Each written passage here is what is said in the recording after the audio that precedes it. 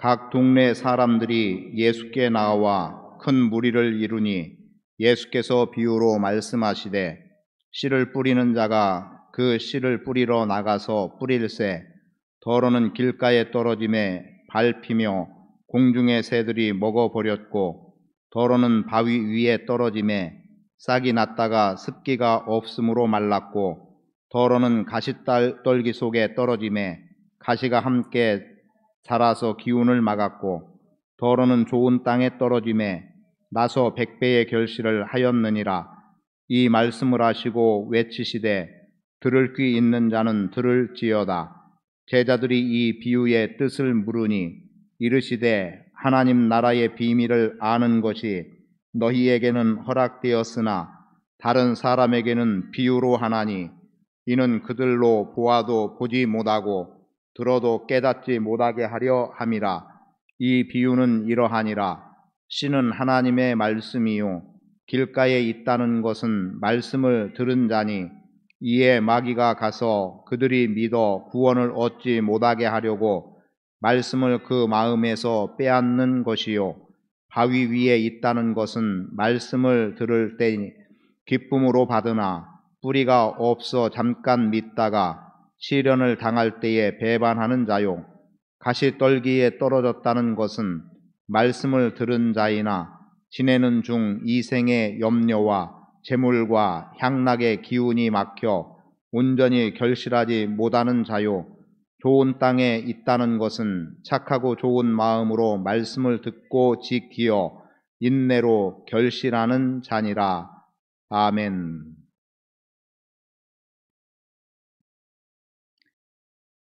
우리가 잘 알고 있는 바 씨 뿌리는 비유에 관련한 말씀에 오늘 두 가지의 개념으로 좀 보도록 하겠습니다.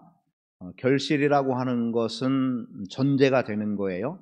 즉 결실하느냐 결실하지 못하느냐라고 하는 전제인데 씨가 어떠하냐에 따라서 결실의 여부가 결정이 날 수도 있고 또 땅이 어떠하냐에 따라서 결실이 되느냐 결실하지 못하느냐라고 하는 결과를 가져올 수 있습니다.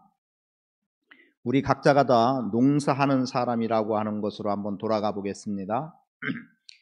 농사하는 사람은 봄에 씨를 뿌리고 가을에 추수한다라고 하는 기대가 있게 되는데 그런데 씨를 뿌리고 결실을 맺기까지의 그 중간의 과정들은 오랜 기다림입니다.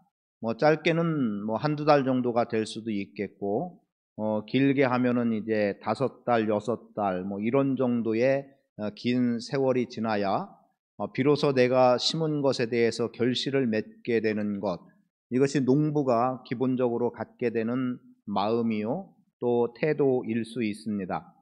그런데 지금 말씀을 대할 때 잘 보고 주의해야 할 것 중에 하나는 우선 밭을 보겠습니다.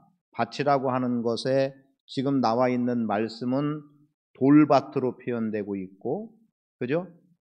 길가밭으로 표현되고 있고, 또 가시떨기 나무가 있는 밭, 또는 옥토라고 불려지는 좋은 땅. 그러면 말 그대로 여기는 좋은 땅, 또 여기는 길가, 여기는 돌밭, 저쪽은 가시떨기. 이렇게 명확하게 구분이 되어 있는 어떤 종류의 땅이 아닙니다. 그렇게 말한다면은 벌써 모순인 것이 어떤 사람이 돌밭에다가 씨를 뿌릴 것이며 가시덩굴 속에다 씨를 뿌리겠습니까? 만약에 그러하다고 하면 그것을 기경을 해서 그리고 돌은 다 골라내고 부드러운 흙으로 만들거나 또 길가에다가 씨를 뿌릴 사람도 없겠죠. 그런데 이게 밭의 개념인데 밭이 딱딱해졌다. 그러면 거기를 파헤쳐서 좋은 땅으로 만들어서 씨를 뿌리는 게 당연한 거예요. 그래서 우리가 생각할 때에 어떤 구간에 따라서 네 종류의 땅으로 펼쳐져 있다고 보시면 안 되고 그냥 한 땅입니다. 내가 경작할 수 있는 땅인데 그런데 여기에 사람들이 다니고 또는 짐승들이 다녀서 길가처럼 딱딱하게 굳어있는 그런 부분이 있고 그리고 또 어떤 저만치에는 이제 이 내가 경작지에 아마도 테두리 정도가 될지 모르겠어요. 저희도 산에 밭이 있는데 산의 밭이 경작되어서 쓰는 곳에 그 연결되는 부분은 산에서 나무 뿌리들이 밭으로 들어오기도 하고 하는 이런 것들이 있어요. 그렇다고 하면 대체로 내가 경작할 밭의 주변은 아마도 가시떨기들이 많이 자라게 되는 상황이 될 수 있는 거고요. 그리고 또 그 밭 안에 흙이 얇다 보니까 돌들이 보여지는 그러한 땅이 있을 수도 있습니다. 아니면은 말 그대로 거기에 커다란 바위가 있어서 그래서 흙으로 덮여져 있는 가운데 있다가 어느 순간 흙이 조금 파헤쳐짐으로 인해서 돌이 드러나는데 이 돌은 너무 커서 옮길 수가 없고 그냥 거기를 흙으로 좀 더 두툼하게 하고 거기에다가 씨를 뿌리거나 하는 이런 정도로 생각해 보아도 좋을 겁니다. 그래서 어떤 구간으로 보지 마시고 그냥 내가 경작할 땅인데 여기저기 길처럼 사람들이 다녀서 견고하게 굳어진 직진 개념의 직선으로 도로가 있기도 하겠지만 어디는 짐승들이 다녀가지고 밟고 밟아서 딱딱해진 부분들이 여러 갈래가 있기도 하고 이런 개념으로 여러분들이 경작지를 생각해 본다면, 그리고 제가 이 말씀을 많이 길게 드리는 이유는 분명해요. 여기에 대한 이해가 없으면 오늘 말씀이 분명하게 이해가 되지 않는다는 거죠. 그래서 사람이 이제 그러한 내 경작지에다가 다 씨를 뿌리는 겁니다.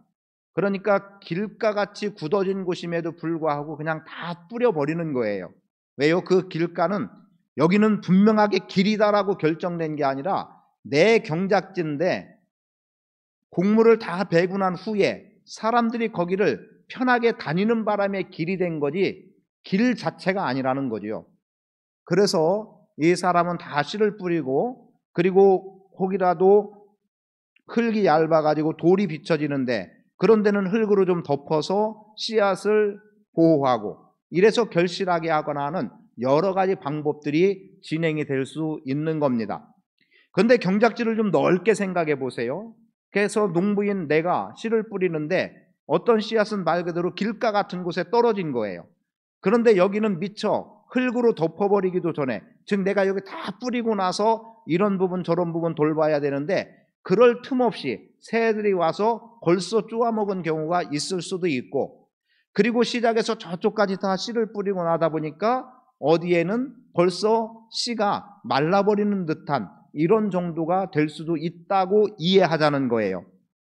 그래서 이제 밟히기도 하고 말라버리기도 하고 새들이 먹어버리기도 하는 이러한 내 기경에 먼저 보기 원하는 것은 씨의 문제를 한번 보겠습니다. 자, 결실하는 씨, 결실할 씨를 본다면 말 그대로 결실하지 못할 씨도 있고 결실할 씨도 있겠지요. 그런데 이것을 한번 마태복음 13장의 말씀에 보면 가라지의 비유에 대한 말씀 속에서 어떤 내용의 말씀이 기록이 되고 있냐면 씨는 하나님의 아들들이다라는 표현이 나와요. 그러면 하나님의 아들들이라고 하는 표현을 볼 때 이것을 쉬운 표현으로 봐서 사람이라고 한번 생각해 본다면 어떤 사람은 결실을 하기도 하고 어떤 사람은 결실을 하지 못하기도 하고 어떤 사람은 결실할 것 같은데 결과적으로는 쓸모없는 것만, 즉 쭉정이만 걷어들이게 되는 이러한 경우들도 있는 겁니다. 그래서 씨의 개념 속에서 먼저 보기 원하는 것은 우리 각자의 사람의 모습으로 보기를 원해요. 이건 자칫하면 여러분들이 자칫 잘못 들으면 기분이 상해지는 상황이 될 수도 있겠지만, 자, 내가 밭에 뿌려지는 씨입니다. 내가 밭에 뿌려지는 씨. 그럼 씨의 입장에서 씨가 생각하고 말할 수 있고 감정이 있다고 하면 아마도 길가에 떨어진 씨는 왜 나를 이 딱딱한 길가에다가 떨어뜨립니까? 하고 주인을 원망할 수도 있을 것 같아요. 그런데 지금 예수님께서 말씀을 해주시면서 그 비유에 대해 제자들이 묻지 않습니까? 이게 도대체 무슨 말이냐는 거죠. 그때에 예수님께서 그 비유를 풀어서 말씀해 주시는 내용을 보면 그 내용 속에서 발견하는 것은 먼저 씨의 문제로만 본다 할지라도 길가에 떨어진 씨는 깨닫지 못하는 씨입니다. 그러면은 길가에다가 의도적으로 씨를 뿌린다, 그리고 거기에서 열매를 맺기 원한다 할 사람은 없겠지만 깨닫지 못함이라고 하는 부분으로 볼 때 하나님의 말씀은 누구에게나 다 선포가 되어졌고 다 들려진 겁니다. 내 귀에도 하나님의 말씀이 들려졌어요. 그런데 내 귀에 하나님의 말씀이 들려졌는데 도무지 뭔 말인지 깨닫지 못하는 거예요. 그리고 어떤 경우에 좀 더 심하게 생각하면 내 귀에 하나님의 말씀은 들려졌는데 하나님의 말씀에 대한 깨달음은 전혀 없고 오히려 마귀의 말이 내 귀에 더 잘 들어와서 아, 그렇구나, 그렇구나. 하나님의 말씀에는 그렇다라고 한 번도 고개가 끄덕여지지 않는데, 왜요? 깨달음이 없으니까. 그런데 마귀의 말은 잘 깨달아진다고 한번 생각해 본다면 그 씨가 무슨 열매를 맺을 수 있느냐는 거죠. 결단코 맺을 수 없는 것이고 오히려 표현한다면 그것은 마귀의 밥일 수밖에 없는 존재 가치밖에 되지 않는 겁니다. 그러면 그 다음에 나오는 내용은 뭡니까? 돌밭에 뿌려진 씨. 돌밭에 뿌려진 씨는 그나마 낫지요. 왜요? 말씀에 대한 깨달음은 분명히 있는 거예요. 깨달음은 있는데 어쨌다는 거예요? 뿌리를 내리지 못했다는 거죠. 씨가 뿌리를 내리지 못한 이유는 거기에 돌이 있기 때문이에요. 돌밭이기 때문에. 그런데 씨의 개념으로 먼저 볼 때에 씨가 뿌리를 내리지 못한다라고 한다면 말씀에 대한 깨달음은 있지만 어떤 겁니까? 내 스스로가 그 말씀대로 살아가고자 하는 믿음의 결단 내지는 그러한 부분에서 헌신하고 나가는 건 전혀 없고 깨닫긴 깨달았어요. 아, 그래, 맞아. 그 말씀 옳아. 그래, 그 말씀대로 해야 정말 삶을 살아가는 가치가 있어 라고까지는 생각하는데 어쩌다는 거예요? 그 말씀대로 살아가려고 하는, 즉 내가 뿌리를 내리려고 하는 의지가 전혀 없는 거예요.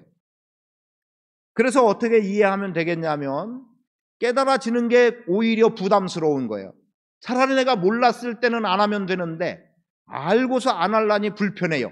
그럼에도 불구하고 안 하는 쪽을 선택해 버리는 것, 이런 것들이 결국은 그러한 씨가 결실하지 못하는 아마도 바위 위에 떨어진 씨와 같은 존재인 거죠. 왜요? 뿌리를 내려야 되는데 바위 때문에 뿌리를 못하는 불가항력적인 부분은 있지만 그러나 내가 거기에 깊이 뿌리 내려서 열매를 맺어보겠다는 결심들이 없다는 거죠.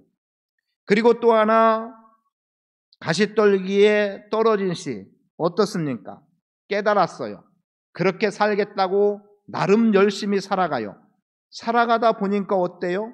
이보다 더 즐거움이 있고 이것도 하면은 더 나에게 유익이 될 수도 있고 이런저런 것들을 말씀을 받고 말씀만으로 가면 되는데 다른 것들을 자꾸 더 받아들이는 거예요.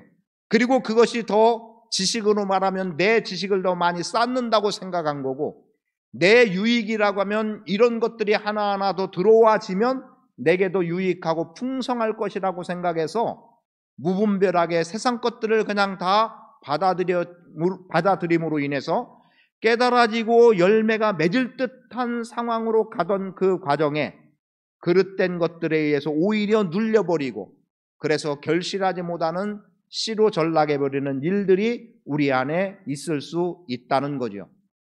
그럼 이제 결실하는 씨는 뭐겠습니까? 그것은 말씀에 대한 깨달음, 그리고 깊이 말씀의 뿌리를 내리려는 결단, 그리고 또 말씀대로 살아가고자 하는 순종, 그래서 말씀에 대해서 깨닫고 순종해서 열매 맺는 씨. 사실은 씨로만 본다면 우리는 어떻게 해야 됩니까? 이렇게 말씀에 대한 깨달음대로 순종함으로 살아가는 이 씨로 우리는 살아갈 수 있어야 합니다. 그래서 이 밤에 말씀 가운데 서고 기도하기 원하는 우리 모두는 어떤 씨로 살 것인가를 한 번쯤 생각해 보기를 원합니다. 우리 각자는 다 그렇게 생각할 거예요. 나보다 좋은 씨가 어디 있어? 라고 생각할 수 있지만 정작 하나님의 말씀이 들려졌을 때 귀로는 들려지는데 깨달음이 없다든가 깨달아지긴 했는데 그렇게 살아가고자 하는 의지가 없다든가, 그렇게 살아가고는 있다 손치더라도 과정 속에서 결실하기 전에 이것도 저것도 받아들이고 수용함으로 인해서 결국은 쭉정이로 남아버리는 인생이 되어서는 안 되겠다는 거죠.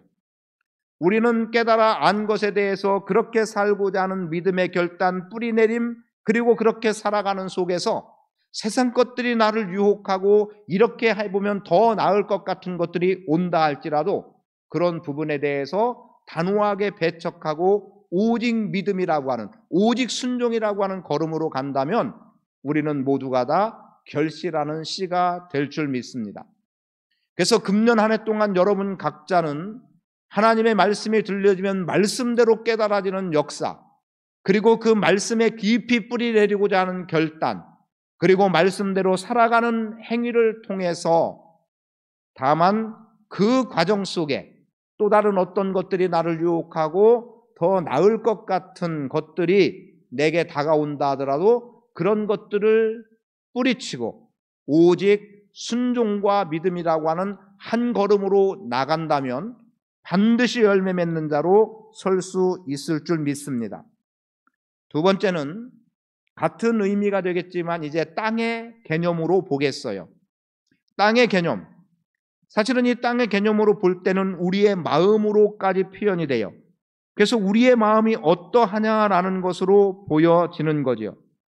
그리고 지금 8장 11절의 말씀에 보면 이렇게 말씀돼요. 씨는 하나님의 말씀이요. 그럼 하나님의 말씀이 밭에 떨어지고 있다는 거죠. 그러면 이제 밭에 떨어진 그 씨가 결실을 맺어지는 데까지 나가야 되는 거예요. 왜요? 농사하는 사람이 씨를 뿌린다는 것은 추수의 때에 대한 기대를 가지고 씨를 뿌리지, 뿌린 것이 다 짐승이 먹어버리거나 그리고 사람에게 밟혀서 그 자리에서 다 부스러져 버리거나 그리고 쭉정이가 된 것을 기대하는 사람은 아무도 없습니다. 혹시라도 어떤 사람이 곡물을 뿌리면서 땔감을 생각하겠습니까?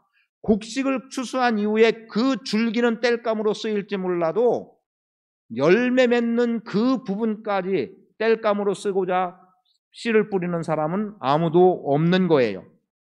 그럴 때 지금 땅에다가 하나님의 말씀인 씨가 뿌려지고 있어요. 그래서 길가에 떨어졌습니다. 12절에 뭐라고 말하죠? 말씀을 들었다는 거예요. 그죠? 길가에도 떨어졌으니까 말씀은 분명히 들은 거예요. 그런데 어때요? 마귀가 와서 벌써 빼앗아 간 거예요. 그러니까 말씀은 들었지만 이 말씀이 내게 깨달아지고 내 안에 들어와서 나에게 구원의 역사가 일어나는 데까지 나가야 되는데 구원의 역사가 일어나기 전에 이미 그 말씀은 마귀에게 빼앗겨 버린 그 부분을 지금 뭐라고 말합니까? 길가라는 거죠. 이것도 씨의 개념으로 보는 것과 같은 의미에서 볼 때 역시 전혀 깨닫지 못했다는 거고, 그리고 귓가에는 맴돌고 있지만 이것이 내 가슴으로 들어오지 않는 거예요. 그리고 하나님의 말씀이요 천국 말씀이라고 하고 영생의 말씀이라고 하고 구원의 말씀이라고 하는데도 어떻습니까? 내게 아무런 의미 없는 소리일 수밖에 없는, 그렇게만 들려지는 이러한 경우에 사람 또는 말씀을 씨를 받게 되는 마음, 밭의 상태는 결코 결실하지 못한다는 거죠. 그럼 돌밭은 어떨까요? 말씀 깨달아 안 거예요. 깨달아 알았는데, 그러니까 말씀에 동의는 되고 있어요. 동의는 되는데 믿지 않는 거예요. 아, 그래, 그거 참 좋은 말씀. 그래, 교회 다니는 거 나쁘진 않지. 근데 그 교회 다닌다고 뭐 되겠어? 교회 다녀봐야 얻어지는 거 있겠어? 이런 식으로나 생각해 버리니까 말씀은 알겠는데, 그래, 그렇구나. 좋은 말씀이네. 선한 말씀이네. 그래, 저렇게 살면은 참 좋은 결과가 있을 것 같아. 라고까지는 동의는 하는데, 앞에서 말한 대로라면 뿌리를 내리려고 하는 애쓰는 것이 없는 것처럼 그냥 좋은 말로만 받아들이고, 그리고 말씀에다가 승부를 걸어야 되는데 말씀에 승부 걸려는 생각은 전혀 없고 생명을 얻으려고 하는 애씀도 전혀 없는 이러한 마음의 상태, 심령의 상태의 사람들도 있다는 겁니다. 그런 밭의 사람이 어떻게 결실할 수 있는 밭이 되겠습니까? 어떻게 그 씨로 하여금 결실하게 만드는 토양이 되겠느냐라는 거죠. 세 번째는 가시떨기의 부분입니다. 말씀이 있지요. 생명도 있어요. 왜요? 잘 자라고 꽃도 피었어요. 그리고 꽃 다음에 열매로 맺혀질 수 있는 요 조건까지도 다 가고 있어요. 그리고 이제 조금만 더 가면 뭐라고 할까요? 그 안에 씨앗들이 잘 자라가지고 탕탕하게 연글어 가야 되는데, 그런데 이렇게 연글기 전에 그래서 속에 열매가 맺어지는 듯 했어요. 그냥 결과적으로는 쭉정이가 되겠지만 아주 조그만한 씨눈 정도가 들어가 있는, 그런데 이게 계속해서 자라야 되는데 어떻습니까? 말씀 그대로라고 하면 뭐라고 말하고 있어요? 이생의 염려와 재물과 향락의 기운이 막혔다라는 겁니다. 세상 것이 더 지배하게 됐다는 거죠. 시대의 것들로 더 눌려버리는 거예요. 때로는 세상의 즐거움으로 그 말씀이 그 열매 맺을 만한 데까지 나갔던 게 아니면 꽃이 그냥 시들어버리고 떨어져버리고 마는 정도의 상황들. 그러니까 세상 것이 마음에 꽉 차버려가지고 그래서 결국은 잘 자라고 꽃이 피우고 이제 열매가 맺혀진다고 생각했고 기본 틀까지 다 만들어졌는데 거기에서 속에서 열매가 익지 못한 결과를 가져오는 이러한 가시떨기의 밭에 떨어진 씨 같은 그러한 인생들도 있다는 겁니다. 그러면 끝으로 좋은 땅은 어떨까요? 좋은 땅은 말씀을 들었습니다. 말씀을 깨달았습니다. 그리고 말씀에 순종함으로 나가는 거예요. 그래서 지금 내 때에 열매를 맺는 겁니다. 왜 갖은 시련이 없겠습니까? 그럼에도 불구하고 그 시련을 이겨나간 것이고, 그리고 그 시련 속에서도 오로지 순종이라는 자세로 나갈 때, 그럴 때에 내게 떨어진 씨앗으로 하여금 결실하게 만드는 거죠. 밭의 문제로 보면 씨는 아무런 문제 없습니다. 똑같은 결실을 할 수 있는 씨가 떨어지는 거예요. 하나님의 말씀은 누구에게나 생명이 되고 구원이 되는 말씀입니다. 이 사람에게는 구원에 미치지 못할 말씀이 저 사람에게는 구원에 이를 말씀이 주어지는 게 아니에요. 하나님의 말씀은 구원과 생명이 누구에게나 주어지게 되는데, 그런데 그 말씀을 받아들이느냐 받아들이지 못하느냐, 또는 받아들이는 듯하지만 끝까지 인내하며 믿음으로 말씀을 지키지 못하고 끝나는 인생도 있다는 거죠. 저는 바라기는 오늘 이 씨 뿌리는 자의 비유를 통해서 네 가지 땅에 떨어졌다고 말할 수 있을까요? 그 씨의 비유를 통해서 여러분들이 씨의 위치로, 때로는 밭의 위치에서 내용상은 사실은 크게 다를 바 없어요. 그러나 그 두 가지의 자리에서 내가 어떤 땅에 떨어졌든 나는 결실하고 결실해서 구원의 은혜와 하나님의 영광 가운데 서겠다는 믿음과 의지가 필요해야 되는, 그래서 결실할 수 있는 사람이 되기도 해야 되고, 그리고 내가 밭이 되어서 씨가 어떠한 씨가 떨어지든, 물론 여기에는 불량한 씨가 떨어지진 않을 거예요. 다 결실할 수 있는 씨가 떨어지는 거예요. 그 씨가 떨어졌을 때 이 씨로 하여금 열매를 맺고 결실하게 할 수 있는 그 땅의 자리에서 우리가 삶을 살아갈 수 있어야 합니다. 그리고 여기서 끝으로 한 가지 더 말씀드리기 원하는 것은, 제가 한 두세 번 정도 표현을 했을 것 같다는 생각이 들고 있는데요. 자, 어차피 내가 경작할 땅이었어요. 사람들이 밟아서 짐승들이 다녀서 딱딱한 길 같은 밭의 부분이 어느 정도 있어요. 그리고 또 흙이 얇아서 바위가 삐쭉삐쭉 보이고, 그래서 결국은 씨가 땅에 떨어졌지만 밑에 바위가 있어서 뿌리를 내리지 못하는 것 같은 상황 때문에 결실하지 못하는 결과가 있기도 하고, 그리고 가시떨기 밭에 떨어져서 그 기운에 막혀서 더 이상 결실하지 못하고 끝나는 인생으로 서는 모양도 보았습니다. 그러면 길가에서 아무 소득이 없어요. 농사꾼의 입장에서 슬픈 거예요. 여러분, 우리가 영혼 구원이라고 하는 문제를 가지고 전도의 일을 하고 열심히, 또는 목회라고 하는 것도 마찬가지로 오늘 우리가 사역을 감당해 나가면서도 분명히 성도들과 관련해서 성도들이 신실한 믿음으로 하나님을 믿어가면서 거기에서 하나님께 영광을 돌리고 주님의 몸된 교회를 위해 어떻게 살아가고 하는 이런 모습들을 볼 수 있어야 되는 것 아니겠어요? 그런데 그런 것들을 혹여라도 보지 못할 때 얼마나 안타까움이 있습니까?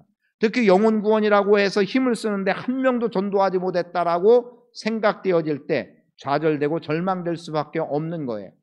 어찌됐든 길가밭에서 그래서 얻어야 할 만큼의 곡식을 거둬들이지 못한 거예요. 지금 내가 경작하고 있는 이 땅에서 30배, 60배, 100배의 결실을 다 맺어야 되는데 한 부분 길가 다 모아보니까 이만큼을 얻지 못한 거예요. 그리고 또 돌밭에도 뿌려졌을 때 이만큼을 얻기를 원했는데 전혀 얻지 못해서 잃어버렸어요. 그리고 가시떨기 부분에서도 이만큼은 얻어야 된다는 계산이 나와야 되는데 없어요. 쭉정이밖에 없는 거예요. 그래서 잃은 것이 이렇게 새 덩어리 크게 돼버리고 말았어요. 그런데 그것 때문에 마음 아프고 슬플 수 있지만 옥토밭에 떨어진 그 씨는 열매를 맺어서 30배, 60배, 100배의 결실인데 내 계산으로 이만큼 얻을 거라고 생각했는데 이것보다 훨씬 더한 만큼을 얻을 수도 있고, 아니면 내가 얻고자 했던 만큼밖에 사실은 옥토밭에서만 그만큼을 얻었어요. 그걸 전제하고 잘 생각해 보세요. 내가 10명의 전도를 생각하고 내가 10명을 구원시키겠다는 마음을 가지고 열심히, 또는 주님의 일에 이만큼의 결실로 하나님께 영광을 돌리겠다고 열심히 헌신하고 그렇게 힘써 왔는데, 그런데 이것도 저것도 또 다른 것도 아무것도 얻어지는 것 같은 게 없고 보여지지 않을 때 얼마나 서글픕니까? 이 사람 전도했는데 안 되고 저 사람 했는데 안 되고 안 돼요. 그런데 마지막 이 한 사람이 전도가 돼서 구원에 이르렀을 때 그 기쁨이 있을까요? 없을까요? 있는데 그 기쁨이 어느 정도겠습니까? 앞에서 잃어버려서 슬픈 것을 능히 극복할 수 있을 만큼의, 비록 한 사람이지만 여기서 얻어지는 기쁨은 얻지 못해서 슬픈 것을 얼마든지 뒤엎고 그보다 더한 기쁨으로 자리할 수 있는 거예요. 그래서 한 영혼에 대한 기쁨이 그래서 큰 겁니다. 이것을 해산의 쑥으로 연결하는 것이 적합할지는 모르겠습니다만 어때요? 아이를 낳을 때 그 숱한 진통으로 인해서 나는 더 이상 아이 안 낳겠다 이러면서 산고를 겪어요. 그런데 정작 생명이 태어나고 나면 그 순간에 지금까지 그토록 고통스러웠던 거 다 한순간에 사라진다는 거죠. 그리고 둘째를 낳고 셋째를 낳을 수 있는 길을 열어가는 거예요. 그렇다면 뭡니까? 지금 내가 고통하고 있던 그 고통을 뛰어넘는 한 생명의 탄생인 거예요. 그래서 잃은 것이 많으면 많을수록 얻은 것이 작게 비춰질지라도 오늘 믿음의 관점, 하나님 나라에서의 관점은 이것이 상실한 것의 몇 배를 가져오는 기쁨이 되는 겁니다. 그래서 30배, 60배, 100배의 결실이라고 말할 수 있는 거예요. 오늘 우리는 그렇게 살아갈 수 있어야 됩니다. 그래서 잃은 것 없으면 더 좋겠지요. 사람 욕심 당연한 것 아니에요? 그러나 잃은 게 많다 할지라도, 그래서 이 슬픔이 엄청 크다 할지라도 여기서 요만큼 얻은 것이 이만큼의 슬픔을 뛰어넘는 기쁨으로 우리의 인생에 자리할 수 있어야 합니다. 금년 한 해 동안 얼마만큼의 결실을 기대하고 시작을 할 겁니다. 사업하는 사람은 사업에 이만큼의 성공적인 부분, 직장생활은 직장생활 속에서 내가 이만큼, 또는 개인적인 어떤 이 일을 할 때는 내가 이 정도의 풍성함을 얻었으면 좋겠다는 마음으로 시작을 할 겁니다. 그러나 1년이 지난 후에 비록 그만큼의 결과는 보지 못했을지라도 이만큼 본 결과로 인해서 내가 얻고 누리고 싶어 했던 그것을 잃어버렸다면 여기서 얻어진 것이 훨씬 더 큰 기쁨으로 우리에게 자리할 수 있게 되기를 축복합니다. 여러분, 수치상으로는 4분의 1이에요. 4개 중에 하나밖에 얻은 게 없지만 이 4개 중에 하나에서 얻어진 것이 말씀 그대로 30배, 60배, 100배가 되면 앞에 이뤄진 것 잊을 수 있습니다. 그것으로 인해 슬펐던 것, 얻은 것에 대한 기쁨이 이 슬픔을 덮을 수 있는 거예요. 그런 은혜가 오늘 우리 믿음으로 서기 원하는 주의 모든 백성들에게 임하기를 축복합니다.